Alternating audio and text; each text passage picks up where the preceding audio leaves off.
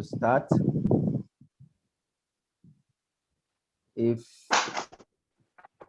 wherever I get to and you have not understood what has been explained, please draw my attention. You don't wait for me to pass and then later you draw my attention to go back. That delays the whole process. So please, wherever I'm explaining and you feel like there is no understanding, please draw my attention.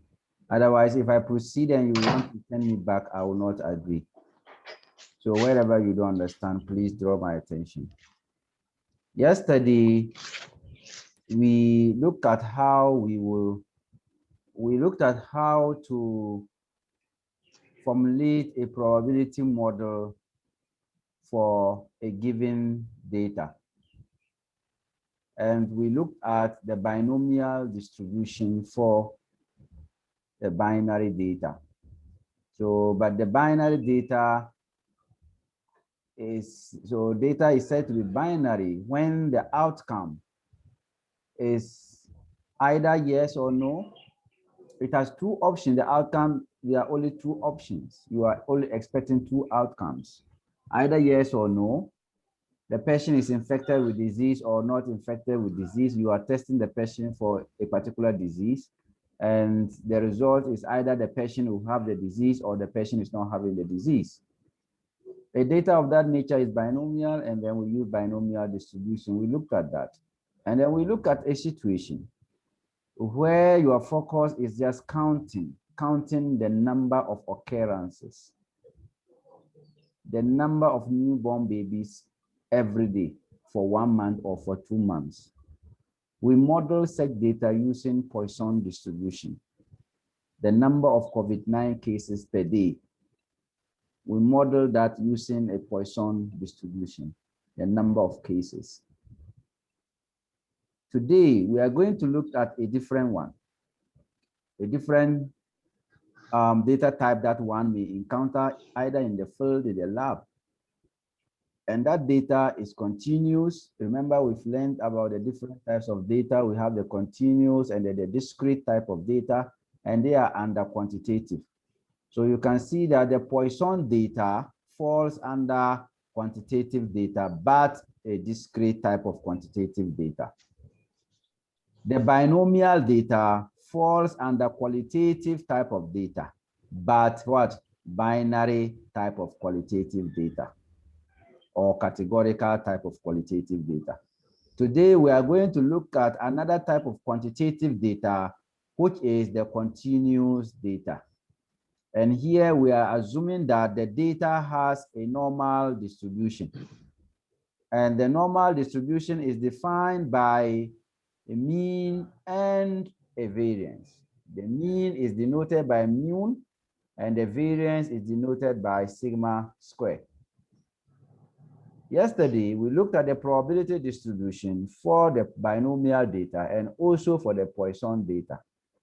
Today, we are going to look at the probability distribution for a normal data or a continuous data.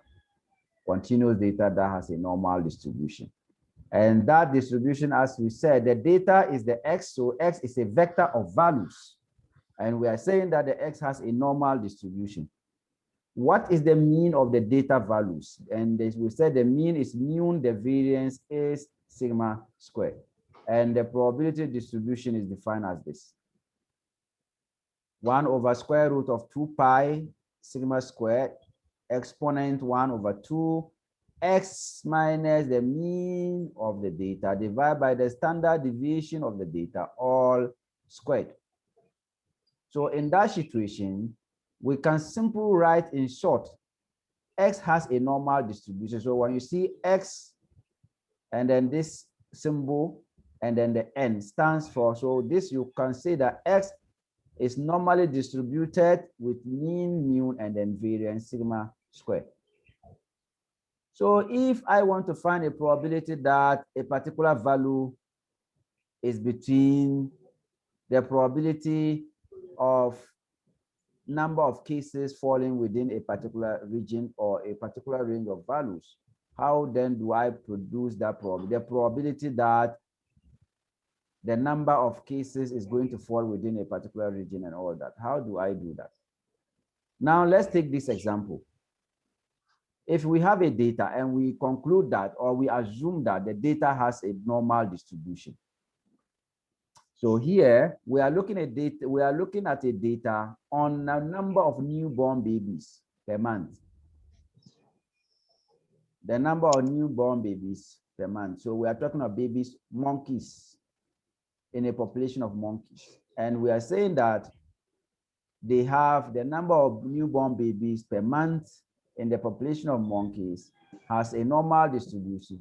And the mean number of newborn babies in a month is 251 with a standard deviation 3. We want to find the probability that the number of newborn babies is between 251 and 253. And also we want to find the probability that the number of newborn babies is between is less than 250. Is less than 250. Michael. Michael.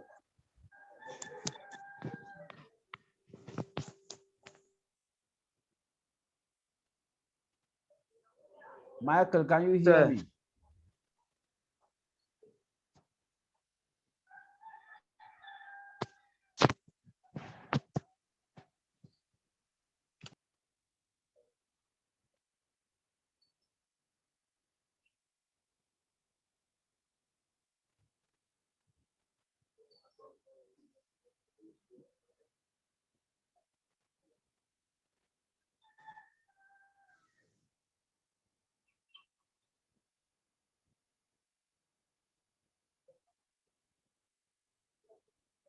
All right, let's move on.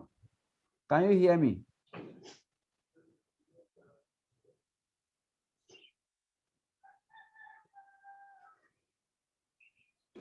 Can you hear me? No. Hello, guys. Can you hear me? So the network is bad. Yeah, from your side. The network is very bad. Yeah. So you let's can't move hear on. a thing. So the number of newborn babies per month in a population of monkeys is distributed with mean 251 and standard deviation 3. What is the probability that the number of newborn babies is between 251 and 253? And what is the probability that the number of newborn babies is less than 250? To find this, we use a particular formula. In effect, this is what we want to find under A. We want to find that the number of newborn babies is between 250 to 253. So we are integrating over the interval. Then we substitute the mean here and then the standard deviation. But it's difficult to use this to find the probability. So we resort to using the Z distribution, which is defined as X minus the mean divided by the standard deviation. We compute this value and we read the value from a certain table. So how do we do that? So the probability that the number of newborn babies, which is the X, is between 251 and 253. We want to find that. So using the Z formula, we are going to have X minus the mean. So our X is 251 minus the mean, which is 251, divided by 3. Then the other one is 253. So we are going to have 253 minus the mean, which is 251, divide that by 3. So if we subtract this from that, we'll get 0. 0 divided by 3, we get 0, which is the one here. Then this part, this minus that divided by 3, we get 0.67. And we go and read this value from a given table. We have a table called the Z table. We are going to read the value from the Z table. So we are saying that from the table for the standard normal distribution, we read off the probability of 0. We read off the Z value, which is 0.67. Here is 0, so we don't bother to read what 0 is. So with the table that we are going to use, we only read this value. If we read the 0 here, it's just going to be 0. So we don't bother ourselves with that. So if this one had been a value, we'll read this value and add to what we will read from here. But here is 0. So if we add 0 to this number, it's the same thing. So we just read only this from the Z table. So we go to the Z table to read the 0.67. I'm going to share the table. I'm going to share the table with you.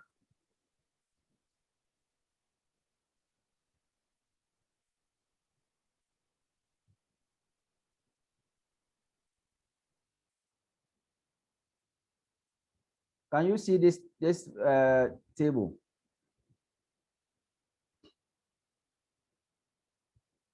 Can you see the table here? There's no table here, sir. Sir, please, we only see your file and you hold this. You can see the table I'm sharing with you. No. Sir, there is no table being shared. We can only see your files. Okay, can you Your see it now? files. We can see Dropbox. We can see it now. Yes, sir, we can see now. So we want to read 0.67. So first we read 0.6 and then we read 0.07. If you add 0.6 together with 0.07, is it not the same thing as 0.67? So here on this side, we are going to read 0.6, which is this one. And on this side, we read 0.07, which is this one. So you trace them. So if you trace this to 0.7, this is the value you are going to get. The value is 0.2. So we are reading this value here, the one that corresponds to the 0.07. That value is 0.2486. So our probability is this value. So we pick that value and go back. So I'm going back to the lecture slides.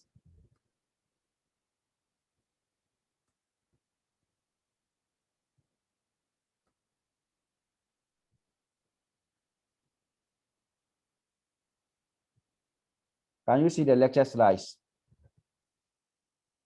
Yes, sir. Yeah. So the probability that the number of newborn babies is between 251 and 253 is 25%. Let's look at another example.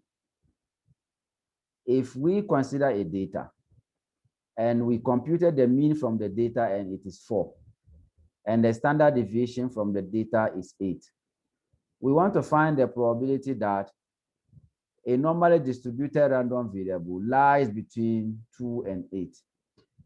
We want to find the probability that there's a variable that lies between 2 and 8.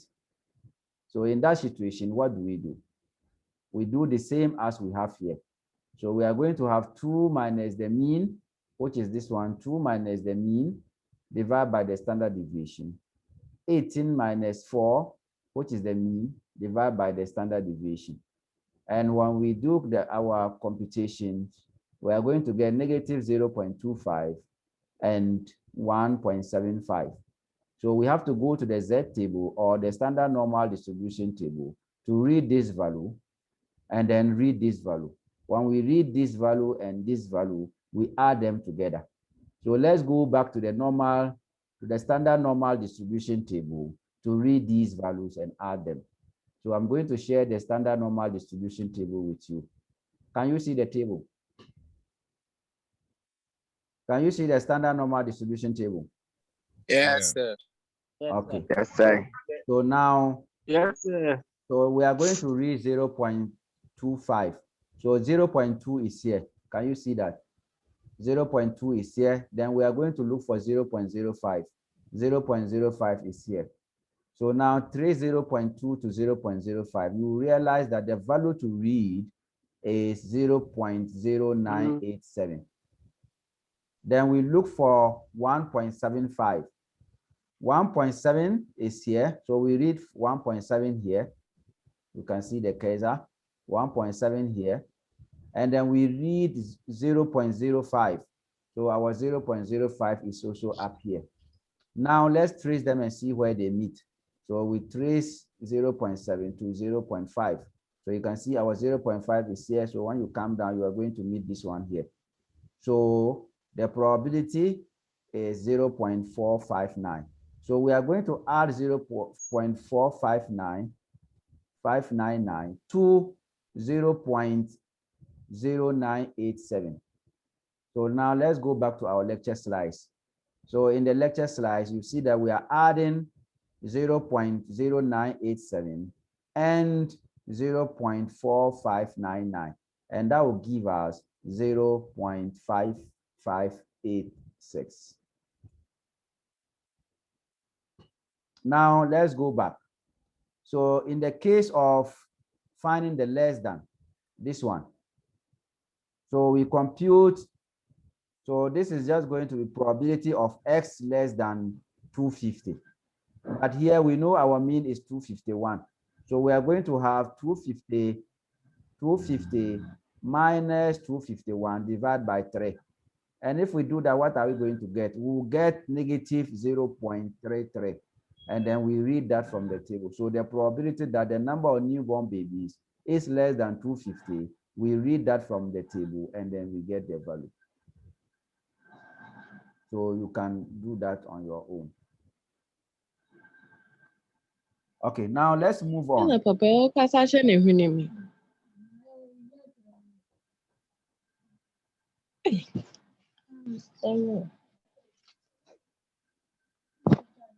Emanuela, I will remove you from the group.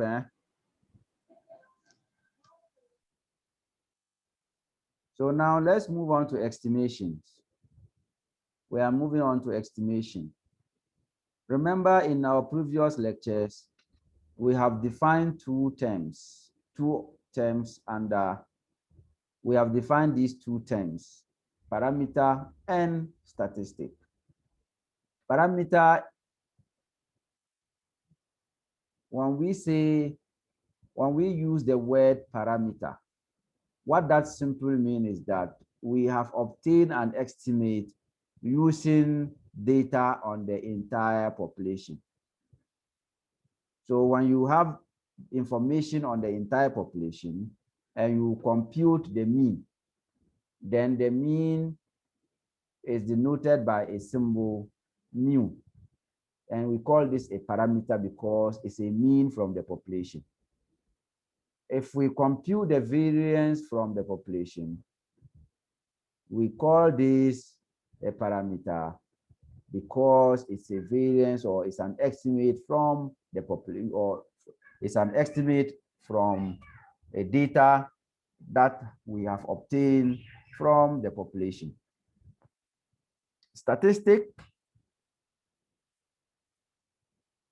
represents an estimate that we obtain using a sample. And in that case, the mean of the sample data is going to be X bar, and the variance is going to be S squared. The standard deviation from the sample is going to be S. So we are focusing on the mean here. If we have n random variables, x1 up to xn, each of these random variables is normally distributed with mean and variance. Now, if you are adding these random variables, what that simply means is that we are going to add the means and also add the variances from them. So the mean of random variable 1 is going to be mean 1. The mean of random variable 2 is going to be mean 2 up to the random variable, and the mean is mean n. So we assume that the means are the same. So we add them, and that is just going to be n mean. And that is the point estimate. N means. So we multiply the number of means by the mean. And that gives us this. The variances, we are going to have variance of sample, the random variable 1, variance of the random variable 2, up to the variance of the random variable n. And that will give us n times the variance. And that is also a point estimate. Now, we are summing them. So If we are summing them, it's just going to be xi, and then each of them is going to be normally distributed. So the summation of the random variables, or yeah, the summation of the random variables is going to be normally distributed now, not with mean and the variance square, but n mean and then n variance. Now, if we decide to divide this summation of x's by n, then we are going to get the mean of the x's. And we will divide here also by n and divide the variance also by n. If we do that, what are we going to get? If we divide here by n, so this is the mean of the random variable is going to be equal to 1 over the random variable. And no, that we say it's normally distributed with mean because we divide the mean with n and then n will cancel that. So, and then the variance, we divide the variance by, so we take the variance, that is n divided by n to the power. Remember the variance. So when you take the variance of a variable, then you are just going to get a square of that. So if you have ax squared and you take the variance of that, you are going to get a square x, a square variance of x. So here we are going to have variance divided by n. Why? Because the mean is this, but the variance is this. So the mean, remember, we are dividing that by n. So we are going to have n mean, which is in this formula. So we have n mean, but we are dividing this one by n. So if we do that, we are going to get this to be equal to mean.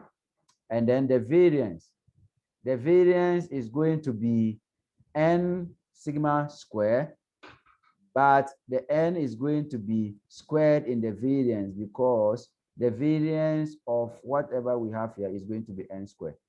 And this n is going to cancel the one n here, leaving variance square over n. So what that means is that the mean of each of the random variables is going to be distributed with mean, and now our variance is going to be sigma over n squared, or sigma square over n, sigma over square root of n, or sigma square over n. So this time our variance is this one. So you know, when we were dealing with just the random variable x, our mean was mu and our variance was variance square. But this time, because we are dealing with the mean of the random variables, so what that means is that we are going to have the mean to be this, and then now the variance is no longer going to be sigma square, but it is going to be sigma over square root of n.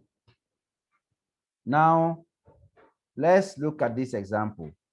We want to estimate the mean traveling time from university and home. So we wish to estimate the population mean of traveling time between home and university. And here we assume that the variance of the population is known, and that the standard deviation is equals to 1.4. So if the standard deviation of the data is 1.4, then we take the square of this to get the variance. So you decided to take a sample of your data. You decided to work every day and record the time it takes for you to get to the university. And you decide to do that for 40 days. So you start with the first day up to the final day. And you find the mean of this data. So if you find the mean of this data, you are going to get 17.76, meaning the average time it takes to walk from home to university is 17. The question is this average representing the time, or any time you travel is going to be this? Is this representing the population or not? That is the question. So we want to see if it is representing population, how confident can we say that the average time is around this? So this is a point estimate. To be able to tell or to have more confidence on this estimate, That means we need to then create an interval so that we can tell people that, okay, if you are walking to the university every day, your walking time is going to be between this particular range. And by what probability? So we want to say this with certain level of confidence. How confident are we that if you are walking to university every day, this is the minute that you are likely to spend or you will spend? Can we generalize this 17? Can we use the 17 to make this statement that on average, when you want to go to school every day, the average time to spend is 17.76. Can we generalize this? And if we can generalize that, by what percentage can we generalize this? So we want to be able to say that we are confident by this amount of probability. We are 80 or 90 or 99 or 95% confident that the mean is within this particular interval. And what that means is that anytime you want to travel from home to the university, the traveling time that you will spend will be 17.76. And to create that interval, we move on to what we call interval estimation. So we want to, so most commonly, we use the 95% confidence interval. And remember, you want to conduct a study and they ask you to make 5% error. So if you are making 5% error, that means you are 95% confident. So we want to construct that confidence interval so that we can be able to tell people that, yes, we are 95% confident that the mean walking time from home to the university is within this range. We want to create a range so that we can tell people that we are 95% sure that if you are walking to the university, the time you are going to spend is going to be between this time and that time. That is what we want to do. And to do this, we are dealing with means now. Remember the formula for the Z when we were dealing with the values. When we're dealing with the values, the Z was equals to X minus the mean divided by the standard deviation, which is this one here. When we're dealing with the values, the Z was X minus the mean divided by the standard deviation. Now we are dealing with the means. So the Z is going to be the mean of the random variable minus the mean of the population divided by the standard deviation, which is sigma divided by the square root of n. How do we construct our confidence interval? To construct our confidence interval, let's say we want to construct 95% confidence interval. We are still under the Z table or the standard normal distribution table. Let's assume that our data has a normal distribution and we want to construct the confidence interval. What do we do? To do that, the 95% confidence interval, to do that, we read the 95% confidence from the table and we are going to get 1.96 and then 1.96. So we are going to know the normal distribution table or the normal distribution graph. We have negative part and then the positive part. So the negative part will be negative 1.96 and then the positive part 1.96. That is 95% confidence interval. That is 95% confidence interval. So that is the probability that the standard normal distribution lies between negative 1.96 and positive 1.96. So we want to find that confidence interval. How do we do that? Ignore these formulas here and let's move straight to the confidence interval. I don't think you guys be able to understand this. Yeah.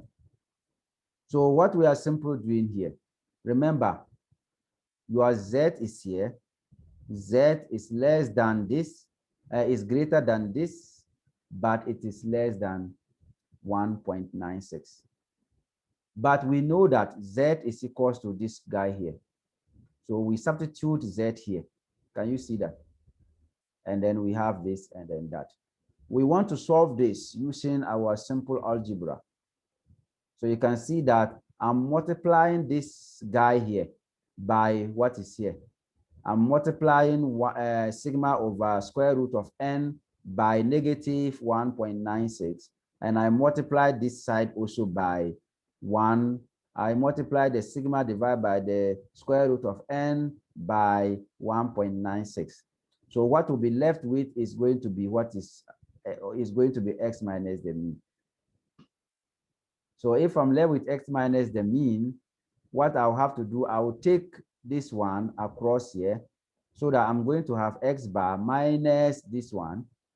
And then I'll take the x across here so that I'll have x plus 1 plus 1.96. And this is my confidence interval. So this x plus 1.96 multiplied by variance sigma over square root of n is the upper limit, and then this part forms the lower limit. So our confidence interval is going to be the lower part, which is x bar minus 1.96 times sigma over square root of n. And the upper part is going to be mean plus 1.96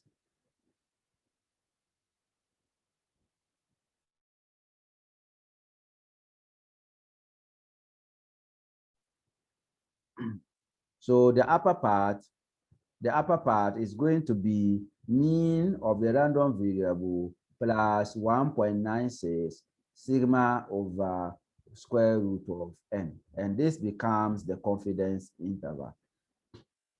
So if I know the mean of my random variable, and I know my standard deviation, and I know my number of data points, then I should be able to construct the confidence interval for the mean.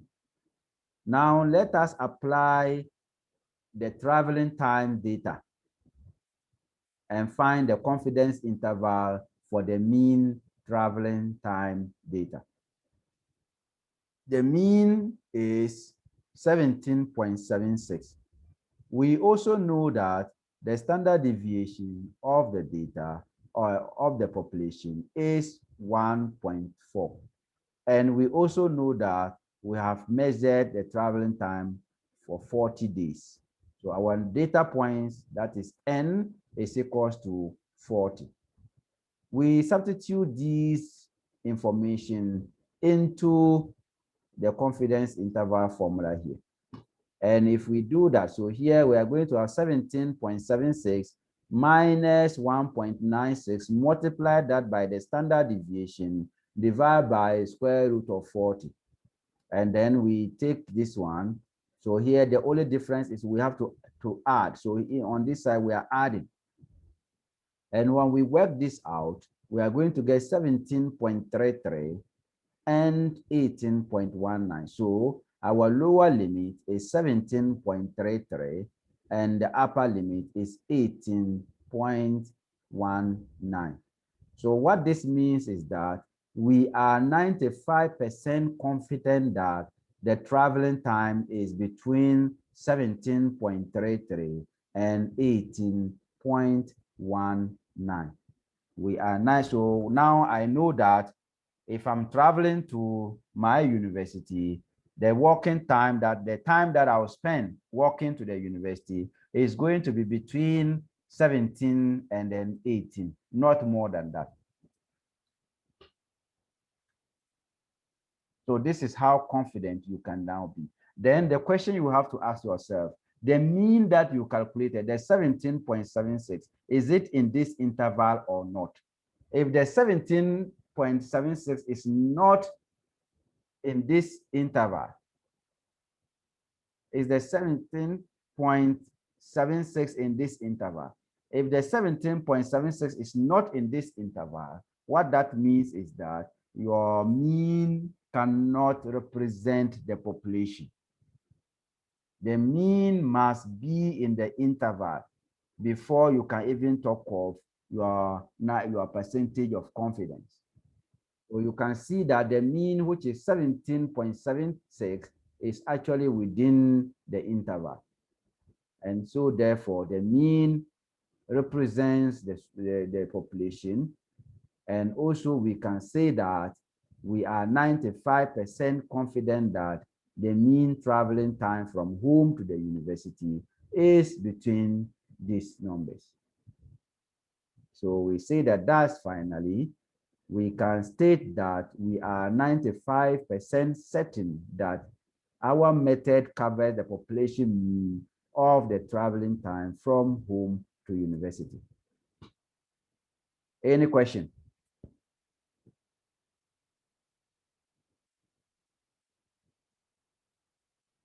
So in general, you've seen that the Z value that we use here, we were dealing with 95%.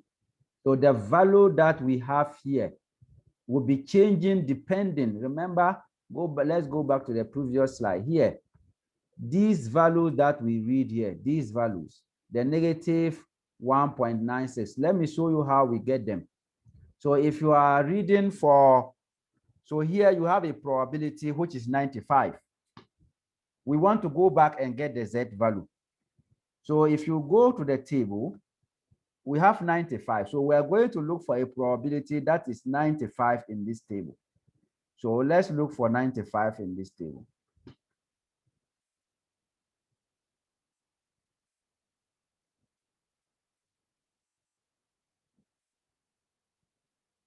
Do we have 95 somewhere, or the table continues?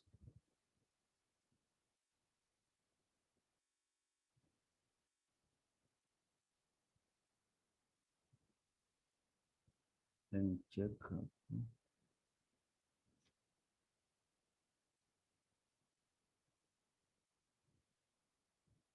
I'm just trying to pick this value from this table. Sir, please, is it not 0.95 rather? Come again? Please, I'm asking, is it not 0.95 rather? Yes, Like the way we traced the earlier ones. Yeah, so this time we are looking for the probability. Okay. We are looking, so this time we have the probability and we want to find the Z. Yes, sir. We have the probability and we want to find the Z. Okay. So since we have the probability, we look for the probability value that is closer to that 95. So we are looking for a value that is closer to 0.5. Remember our error that we are allowed to commit is 0.5, isn't it? So we are looking for a value that is closer to 0.5. So here, I should have do this calculation before. Yeah, so from here, we have our 6. So I'm just looking for a value that is closer. Take, so 0.05 divided by 2, what do you get? The error is 0.05. Yeah. 0.05, we get 0.025, I think so. Yeah, you get 0.025. So here, what you do is that you take the value that is closer to 5. So we have 0.475.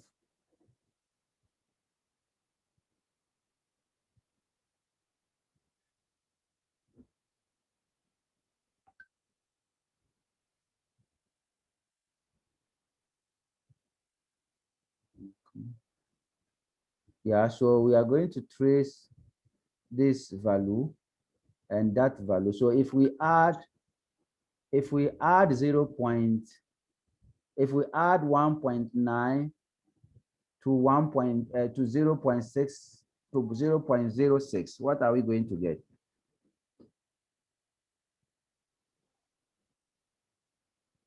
0.9 to 0.06. What are we getting?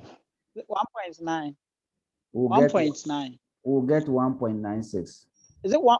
It's 1.96. plus 0.06.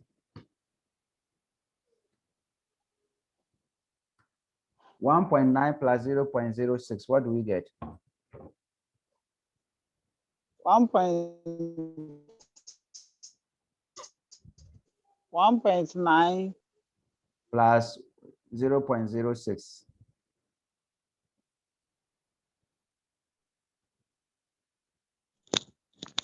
Is it 1.9 plus 0.06? Yes. So get 1.96. You get 1.96.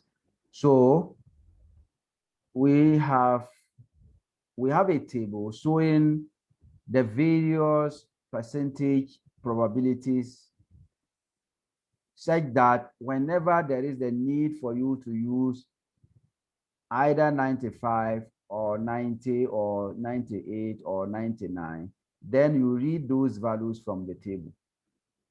So we can generalize our confidence interval. We can generalize our confidence interval. And in that, our confidence interval is going to be the mean minus, so instead of putting 1.96 here, we rather put it Z. So the Z value will correspond to any of this. So if I'm considering 90, then I'll go with that. If I'm considering 95, I go with that and so forth. So this is the confidence interval. So if I know the mean of the data and I know my Z value, that is if I know the percentage I'm working with, that is the A percentage. Once I know that percentage, then I can read my Z value. And then my standard deviation is here. If I know my standard deviation, I substitute that. Then I substitute the number of data points. Then I work for my confidence interval. I shall show you a different table. The table that I was showing you does not read directly from the 95%. So I'll show you a table in our face-to-face meeting so that when we go into the table, we'll see 95 in the table and trace our 9.1 and trace our 0.06, because the other table is a bit tricky. You have to do some subtractions there to get the 0.754 there.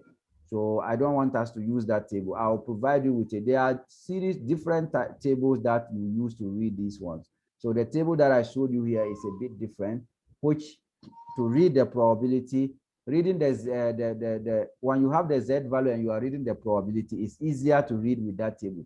If you have the probability and you want to read the Z value, it's a bit tricky. So we'll provide a table that is easier to read both the Z and the probability, and that will be fine. So you will not use this table in the exam. Those tables that are in the library, we will use those books, because when you are to write exam, they will bring those books in the exam to share with you. So you shall be reading from those tables, not from the table that I'm showing you here. So in our face-to-face meeting, I'll be coming to the lecture with that book so that I show how to read that to you.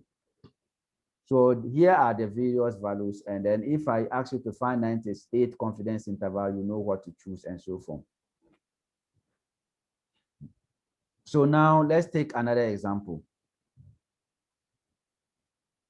Let's take another example. Oh. Let's take another example. Here is an example. So you want an estimate of the mean weight of animals is 47. Required, the mean weight of animals required. An estimate of the mean weight of animals is required. We want to estimate the mean weight of animals. And 47 of the animals were randomly selected and weighed. So you decide to select 47 of the animals and weigh them. The sample mean turns out to be 6.73. the population standard deviation is known to be 1.7. Determine 95 and 99 confidence interval for the population mean. So we have the mean to be that. The standard deviation is here. The sample size 47. Now let's construct the 95% confidence interval. The 95% confidence interval is, so we read the value. So our Z value is going to be 1.96. So we have the mean minus 1.96 multiplied by 1.7 divided by square root of 47. Then we solve that. When we do that, we are getting 6.24 and then 7.22. The first question you ask yourself is the mean, which is 6.73. Is it in this interval? So you can see that 6.73 is in this interval. Then we conclude that we are 95% sure or confident that the method will include the true mean of the animal's weight. If the mean is not in this interval, what that simply means is that the sample cannot represent the population, and therefore your results are biased. We can compute the 99 confidence interval. So you can do that.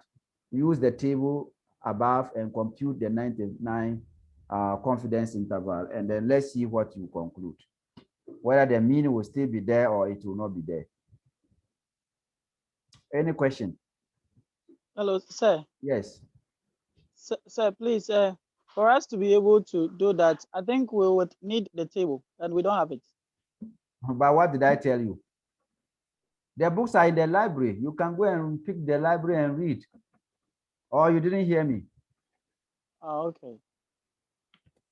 No, I thought you said what is in the library is different from. I thought you said what is in the library is different from. It's different from what I'm having here, and what is in the library is what you will use and write the exam, and that is what we'll use and show you in our face-to-face meeting next time. Okay. Is that not what I told you? Okay, that's what you said. Thank you. Any question? Okay, let's move on. So here, just like I mentioned, if you consider a situation, let's assume you have estimated your mean, you estimated the confidence interval, and you realize that your mean is not in the confidence interval. What that means is that you have to reconsider your study again. You have to go back and collect data. But this time, you don't know how many data points do you collect? How much information do you need so that you will be able to, so that your sample will be representative of the population. To be able to do this, first, you need to know what error are you allowed to commit. That is number one. What amount of error am I allowed to commit? Then the next question is, what is the sample size? So once you know that if I commit this percent of error and I have this sample size, I'm going to get my sample represent the population, then you will be fine.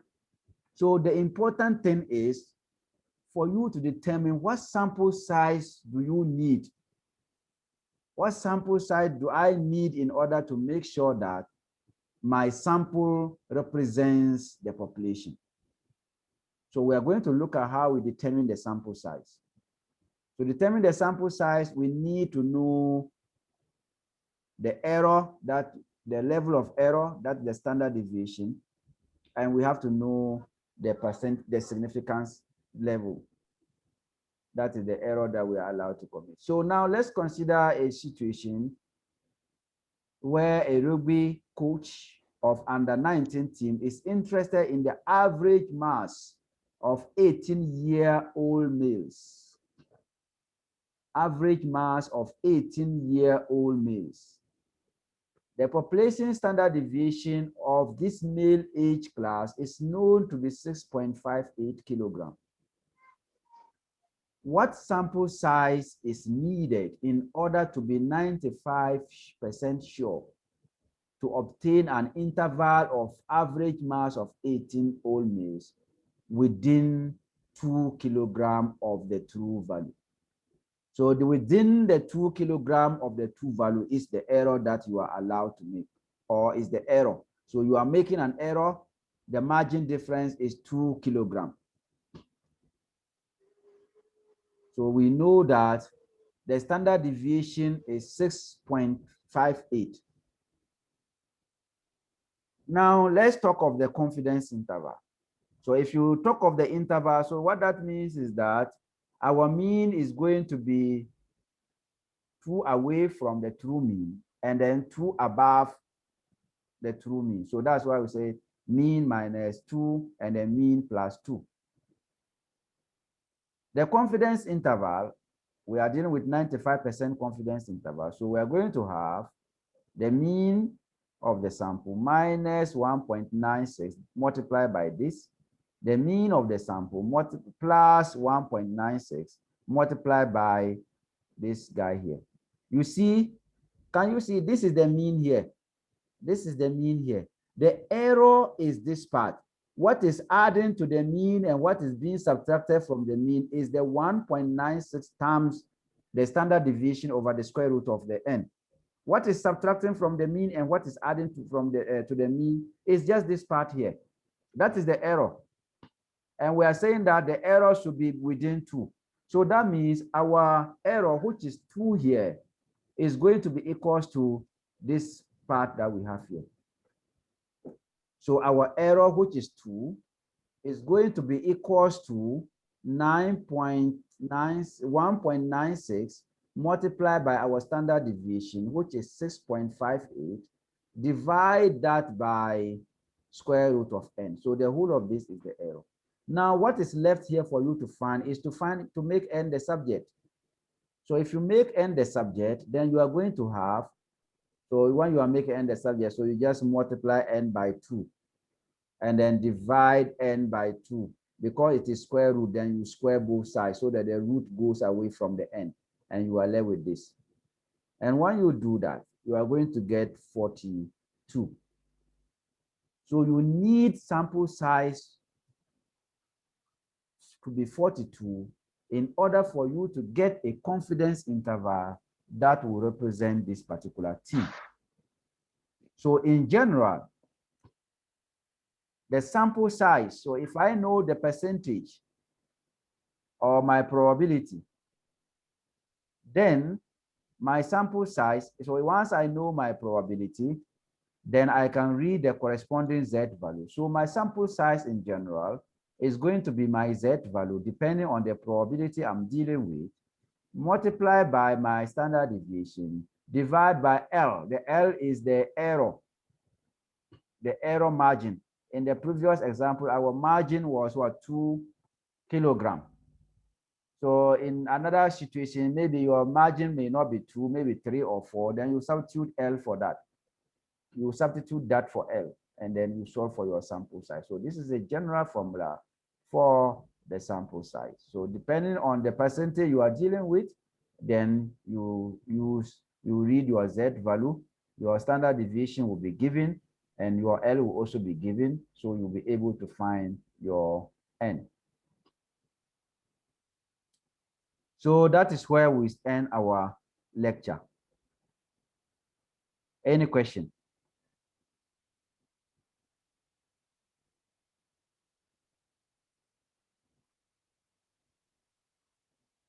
Any question?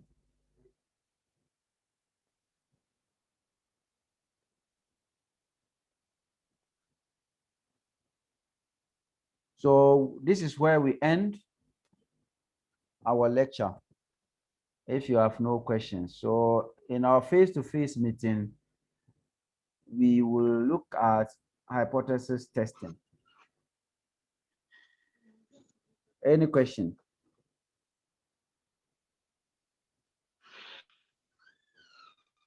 So you try your hands on the on the try. You have the handbook now. So there are tutorials under that.